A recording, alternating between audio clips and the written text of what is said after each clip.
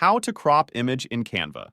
Well, this is one of the first things you must learn when working with Canva, and it is very simple. And I will tell you now, to use Canva for free, the link is in the description. Well, now I will show you two methods of cropping photos. First, I want to add an image to this slide and then crop it.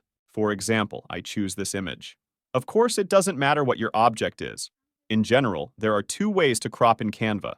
Now you see a sign on the four sides of this picture. This is for cropping the image. Just hold on this from any side you want and crop it, as I am doing now in this video. Very easy and simple.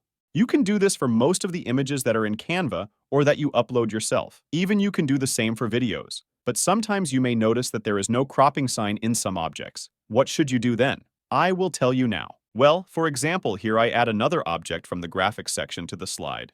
Let me change its color so that it is clear. Well, as you can see, this arrow does not show cropping on its four sides, but instead, you have the crop option in this top menu, which you just have to click on.